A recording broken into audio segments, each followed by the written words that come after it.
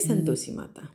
नमस्कार दोस्तों, आप समस्त श्रोतागण का आपके YouTube चैनल जीवन अमृत पर हार्दिक अभिनंदन है।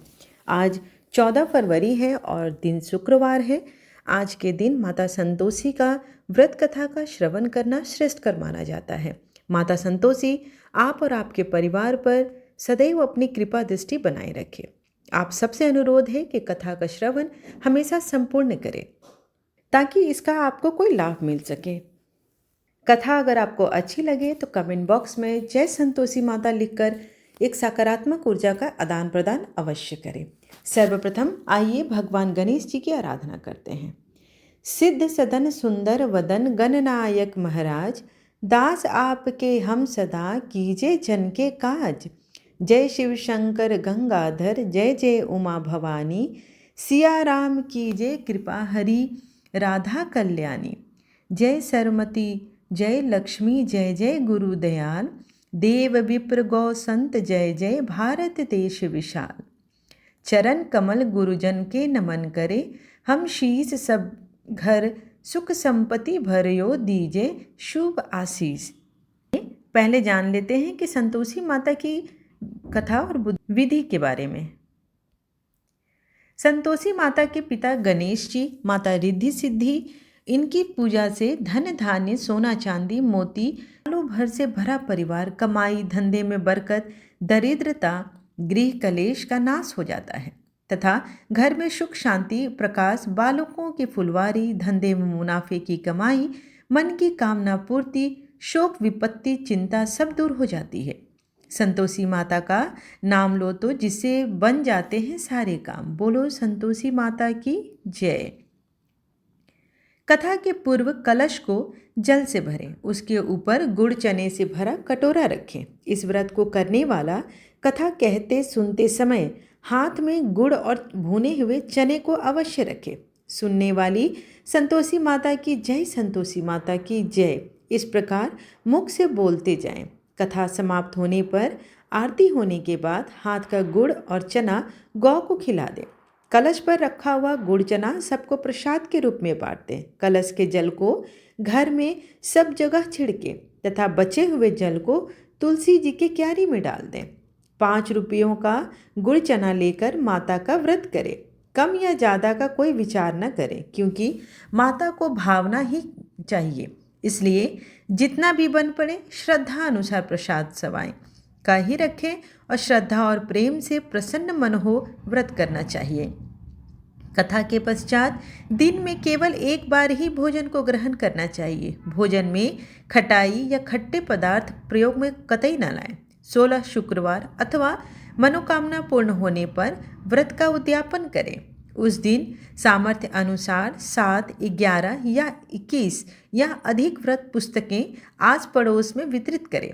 व्रत के उद्यापन में 2.5 किलो खाजा, मोमदार पूड़ी, खीर, चने का साग एवं नैवेद्य रखें। घी का दीपक जला माता संतोषी की जय जयकार बोल नारियल फोड़े। इस दिन घर में कोई खटाई नहीं खाएं। खट्टी वस्तु खाने से माता कुपित हो जाती है। इसलिए उद्यापन के दिन साग या किसी वस्तु में भी खटाई न डालें। ना आप खाएं और ना ही दूसरे को खिलाएं। इस दिन 8 लड़कों को बुलाना चाहिए। अगर कुटुंब न मिले तो ब्राह्मणों के, रिश्तेदारों के अथवा आस पड़ोस के लड़के बुलाएं। उन्हें खटाई की वस्तु रहित भोजन यथाशक्ति कराएं और उन्हें यथाशक्ति दक्षिणा दें। कोशिश करें कि नगद में पैसे बिल्कुल ना दें।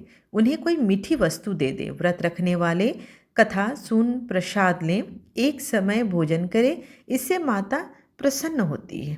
आइए अब कथा का रसपान करते हैं। कंचनपुर नगर में एक बुढ़िया रहती थी। उस बुढ़िया के 7 बेटे थे। सभी का विवाह हो चुका था। 6 बड़े बेटे तो काम करते थे, लेकिन 7वां बेटा कोई काम नहीं करता था। सुबह उठकर स्नान आदि से निवृत्त होकर 6 बेटे रसोई में बैठकर भोजन करते और फिर अपने काम पर चले जाते थे। बुढ़िया उन बेटों को अपने हाथ से खीर, पूड़ी, हलवा आदि बढ़िया बढ़िया व्यंजन बनाकर खिलाती थी। धूप निकलने पर बिस्तर से उठता था, फिर स्नान करके भोजन के लिए रसोई में जाता था। बुढ़िया दूसरे बेटों का बचा हुआ खाना एक थाल में सजाकर उसे दे देती थी। सातवां बेटा उसी भोजन को खुश होकर खा लेता था। भोजन करके वह घर से निकल जाता और अपने दोस्तों के साथ घूमता फिरता रहता था। इस तरह मौज मस्ती से उसके दिन व्यतीत हो रहे थे। उसकी पत्नी बार बार उससे कोई काम करने के लिए कहती थी, लेकिन वह हंसकर कहता था, अरे तुम बार बार क्यों काम करने के लिए कहती हो? कितने मज़े से तो दिन गुजर रहे हैं। माँ कितने बढ़िया बढ़िया व्यंजन बनाकर खिलाती है। तब उसकी पत्नी ने क्रोधित होकर कहा, माँ तुम्हें बढ़िया बढ़िया व्यंजन बनाकर नहीं खिलाती, बल्कि सबका बचा हुआ झूठा भोजन तुम्हें खिलाती है। यदि तुम्हें मेरी बात पर विश्वास न हो तो किसी दिन छिपकर स्वयं अपनी आंखों से देख लेना। अपनी पत्नी की बात पर उसे यकीन न हुआ, लेकिन एक दिन इस बात की सच्चाई जानने का निर्णय करके वह सिर दर्द का बहाना बनाकर एक चादर ओढ़कर रसोई घर में सो गया। थोड़ी देर के बाद उसकी माँ ने अपने बेटे को खीर, पूड़ी, हलवा आदि बनाकर खिलाई। भोजन के बाद उन्हें लड्डू खाने को दिया। भोजन करके वह अपने काम पर चले गए। उनके जाने के बाद बुढ़िया ने उनकी थाली में से बचे हुए भोजन को एक थाली में रखा और बचे हुए लड्डुओं के टुकड़ों से एकत्र करके दोबारा लड्डू बनाए। उसके बाद बुढ़िया ने सातवें बेटे को भोजन करने के लिए कहा। उसने सोते हुए चादर के नीचे में से सब कुछ देख लिया। वह उठकर बोला, माँ मुझे भूख नहीं है, मैं परदेश जा रहा हूँ। बुढ़िया ने कहा, कल जाता हो तो आज ही चला जा। बुढ़िया के कठोर वचन सुनकर वह तुरंत परदेश जाने की तैयारी करने लगा। चलने से पहले वह अपनी पत्नी के पास गया। उसकी पत्नी गौशाला में गोबर के कंडे पात रही थी। उसने जाकर अपनी पत्नी से कहा, हम जावे परदेश को आवेंगे कुछ काल, तुम रहियो संतोष ते धर्म अपनों को पाल। अपने पति के वचन सुनकर कुछ गंभीर स्वर में पत्नी बोली, दो निशानी अपनी देख धरू मैं धीर, सुधीमती हमारी बिसरियो रखियो मन गंभीर। अपनी पत्नी के वचन सुनकर वह बोला, मेरे पास निशानी के लिए बस ये एक अंगूठी है, इसे अपने पास रख लो, लेकिन अब तुम भी अपनी कोई निशानी मुझे दे दो।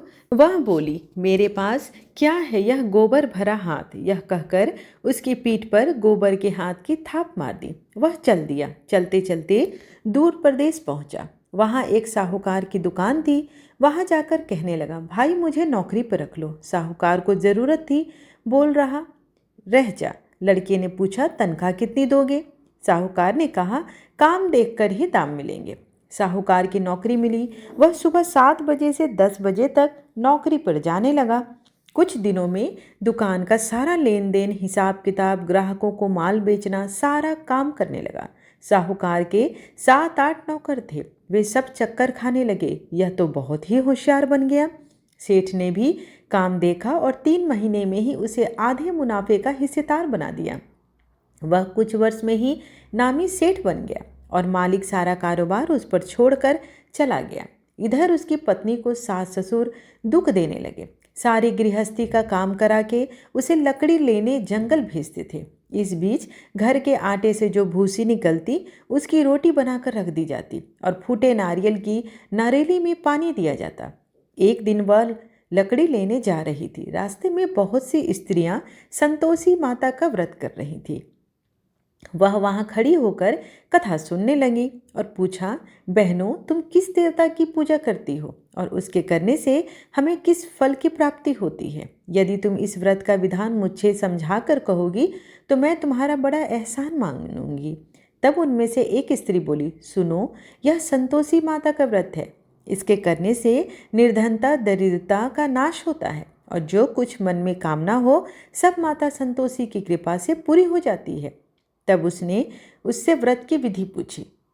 वह भक्तिन स्त्री बोली, 1.25 आने का गुड़ चना लेना, इच्छा हो तो 5.25 आने का लेना या 1.25 रुपये का ही, सहूलियत के अनुसार बिना परेशानी और श्रद्धा व प्रेम से जितना भी बन पड़े सवाई लेना। प्रत्येक शुक्रवार को निराहार रहकर कथा सुनना, इसके बीच क्रम टूटे नहीं। लगातार नियम का पालन करना। सुनने वाला कोई ना मिले तो घी का दीपक जला उसके आगे या जल के पात्र को सामने रखकर कथा कहना। जब कार्य सिद्ध ना हो नियम का पालन करना और जब कार्य सिद्ध हो जाए तो व्रत का उद्यापन अवश्य करना। 3 मास में माता फल पूरा अवश्य करती हैं। यदि किसी के ग्रह खोटे भी हों तो माता वर्ष भर में कार्य सिद्ध करती हैं। फल सिद्ध होने पर उद्यापन अवश्य करना चाहिए, बीच में नहीं। उद्यापन में 2.5 सेर आटे का खाजा तथा इसी परिमाण में खीर तथा चने का साग। 8 लड़कों को भोजन कराना।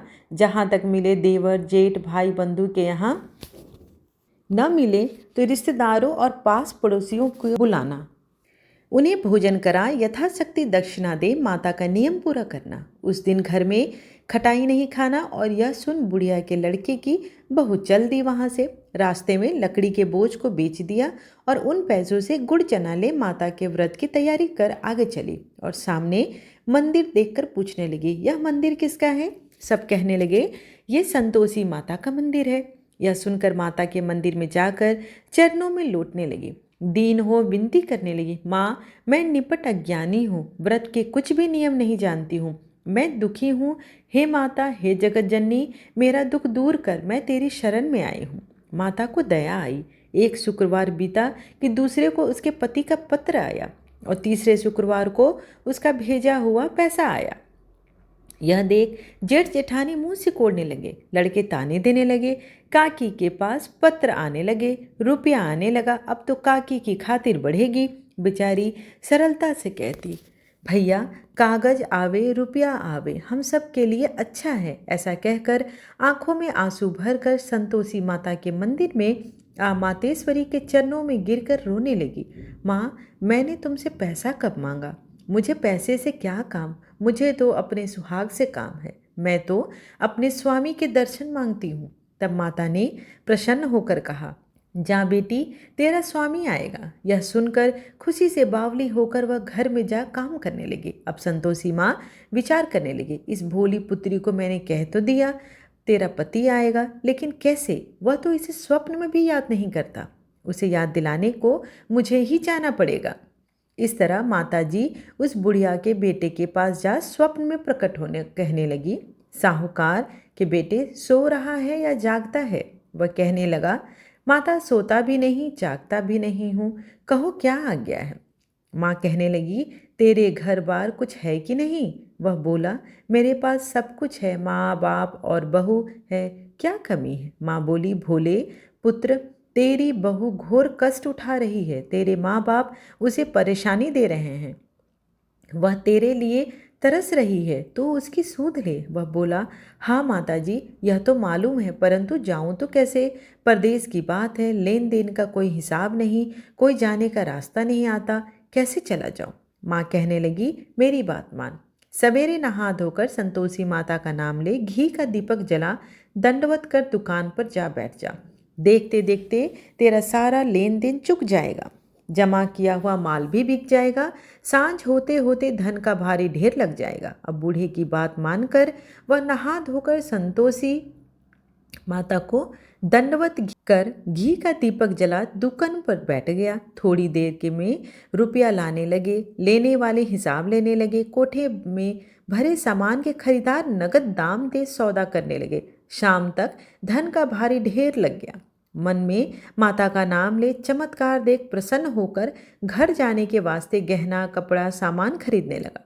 यहाँ काम से निपट तुरंत घर को रवाना हुआ। उधर उसकी पत्नी जंगल में लकड़ी लेने जाती है। लौटते वक्त माता जी के मंदिर में विश्राम करती है, तो वह तो उसके प्रतिदिन रुकने का जो स्थान ठहरा। धूल उड़ती देख वह माता से पूछती है, हे माता, यह धूल कैसी उड़ रही है? माता कहती है, हे पुत्री, तेरा पति आ रहा है। अब तो ऐसा कर, लकड़ियों के 3 बोझ बना ले, एक नदी के किनारे रख और दूसरा मेरे मंदिर पर और तीसरा अपने सिर पर। तेरे पति को लकड़ियों का गट्ठर देख मोह पैदा होगा, वह वहाँ रुकेगा, नाश्ता पानी खाकर माँ से मिलने जाएगा। तब तू लकड़ियों का बोझ उठाकर जाना और चौक में गट्ठर डालकर जोर से आवाज़ लगाना, लो सासू जी, लकड़ियों का गट्ठर लो, भूसी की रोटी दो, नारियल के खपड़े में पानी दो। आज मेहमान कौन आया है? माताजी से बहुत अच्छा कहकर वह प्रसन्न मन से लकड़ियों के 3 गट्ठर बनाई, एक नदी के किनारे और एक माताजी के मंदिर पर रखा। इतने में मुसाफिर आ पहुंचा। सूखी लकड़ी देखकर उसकी इच्छा हुई कि हम यहीं पर विश्राम करें और भोजन बनाकर खा पीकर गांव जाएंगे। इसी तरह रुककर भोजन बना, विश्राम करके गांव को गया। सबसे प्रेम से मिला। उसी समय सिर पर लकड़ी का गट्ठर लिए हुए वह उतावली सी आती है। लकड़ियों का भारी बोझ आंगन में डालकर जोर से 3 आवाज देती है। लो सासू जी, लकड़ियों का गट्ठर लो, भूसी की रोटी दो, आज मेहमान कौन आया है। यह सुनकर उसकी सास बाहर आकर अपने दिए हुए कष्टों को भुलाने हेतु कहती है, बहू ऐसा क्यों कहती हो, तेरा मालिक ही तो आया है। अब बैठ, मीठा भात खा, भोजन कर, कपड़े गहने पहन। उसकी आवाज़ सुन उसका पति बाहर आता है। अंगूठी देख व्याकुल हो जाता है। माँ से पूछता है, माँ यह कौन है। माँ बोली, बेटा यह तेरी बहू है। जब से तू गया है तब से सारे गांव में भटकती फिरती है। घर का कामकाज कुछ तो करती नहीं, 4 पहर खाकर बैठी रहती है। वह बोला, ठीक है माँ, मैंने इसे भी देखा और तुम्हें भी। अब दूसरे घर की चाबी दो, उसमें रहूँगा। माँ बोली, ठीक है, जैसी तेरी मर्जी। तब वह दूसरे मकान की तीसरी मंजिल का कमरा खोलकर सारा सामान जमाया। एक दिन में राजा के महल जैसा ठाट बाट बन गया। अब क्या था, बहू सुख भोगने लगी। इतने में शुक्रवार आया। उसने अपने पति से कहा, मुझे संतोषी माता के व्रत का उद्यापन करना है। पति बोला, खुशी से कर लो। वह उद्यापन की तैयारी करने लगी। जेठानी के लड़कों को भोजन के लिए कहने गई। उन्होंने मंजूर किया, परंतु पीछे से जेठानी ने अपने बच्चों को सिखाया, देखो भोजन के समय खटाई अवश्य मांगना, जिससे उसका उद्यापन पूरा ना हो सके।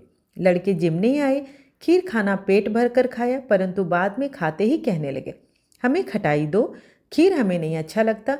वह कहने लगे, भाई खटाई किसी को नहीं दी जाती, यह तो संतोषी माता का प्रसाद है। लड़के उठ खड़े हुए, बोले, पैसा लाओ।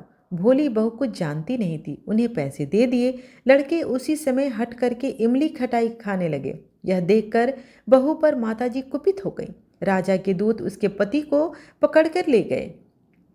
जेठ जेठानी मनमाने वचन कहने लगे, लूट लूट कर धन इकट्ठा कर लाया, अब मालूम पड़ जाएगा जब जेल की मार खाएगा। बहू से यह सहन नहीं हुआ। रोती हुई माता जी के मंदिर गई। कहने लगी, हे माता, तुमने क्या किया। हंसाकर अब भक्तों को रुलाने लगी। माता बोली, बेटी तूने उद्यापन करके मेरा व्रत भंग किया। वह कहने लगी, माता मैंने कुछ अपराध नहीं किया, मैंने तो भूल से लड़कों को पैसे दिए थे। अब मुझे क्षमा करो, मैं फिर तुम्हारा उद्यापन करूंगी।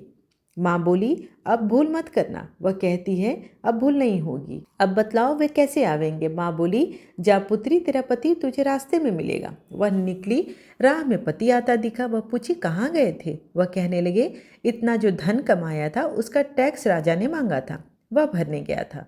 वह प्रसन्न हो बोली, भला हुआ, अब घर को चलो। कुछ दिन बाद फिर शुक्रवार आया। वह बोली, मुझे फिर माता का उद्यापन करना है। पति ने कहा, करो। बहू फिर जेठ के लड़कों को भोजन को कहने गई। जेठानी ने 1-2 बातें सुनाई और सब लड़कों को सिखाने लगी, तुम सब लोग पहले ही खटाई मांगना। लड़के भोजन के लिए पहले कहने लगे, हमें खीर नहीं चाहिए, हमारा जी बिगड़ता है, कुछ खटाई हो तो दो। वह बोली, खटाई किसी को नहीं मिलेगी, आना हो तो आओ। वह ब्राह्मण के लड़कों को लाकर भोजन कराने लगी। यथाशक्ति दक्षिणा की जगह 1-1 फल दिया उन्हें। संतोषी माता प्रसन्न हो गई। माता की कृपा से होते ही 9वें मास में उसके चंद्रमा के समान सुंदर पुत्र भी प्राप्त हुआ। पुत्र को पाकर प्रतिदिन माता जी के मंदिर को जाने लगी। माँ ने सोचा, यह रोज आती है, आज क्यों ना इसके घर चलो। विचार कर माता ने भयानक रूप बनाया। गुड़ चने से सना हुआ मुख, ऊपर सूंड के समान होठ, उस पर मक्खियां भिन भिन कर रही थी। देहली पर पैर रखते ही उसकी सास चिल्लाई, देखो रे, कोई चुड़ैल डाकनी चली आ रही है, लड़कों इसे भगाओ, नहीं तो किसी को खा जाएगी। लड़के भागने लगे, चिल्लाकर खिड़की बंद करने लगे। बहू रोशनदान में से देख रही थी। प्रसन्नता से पगली बन चिल्लाने लगी, आज मेरी माताजी मेरे घर आई हैं। वह बच्चे को दूध पीने से हटाती हैं। इतने में सास का क्रोध फट जाता है। वह बोली, क्या उतावली है, बच्चे को पटक दिया। इतने में माँ के प्रताप से लड़के ही लड़के नजर आने लगे। वह बोली, माँ मैं जिसका व्रत करती हूँ वह साक्षात संतोषी माता है। सबने माता जी के चरण पकड़ लिए और विनती कर कहने लगे, हे माता, हम मूर्ख हैं, अज्ञानी हैं, तुम्हारे व्रत की विधि हम नहीं जानते। व्रत भंग करने से हमने बड़ा अपराध किया है। जगमाता, आप हमारा अपराध क्षमा करो। इस प्रकार माता प्रसन्न हुई। बहू को प्रसन्न हो, जैसा फल दिया वैसा माता सबको दे। जो पढ़े उसका मनोरथ पूर्ण हो। प्रेम से बोलो संतोषी माता की जय। वीडियो अच्छी लगी हो तो एक लाइक अवश्य करें और कमेंट में जय संतोषी माता अवश्य लिखें। धन्यवाद।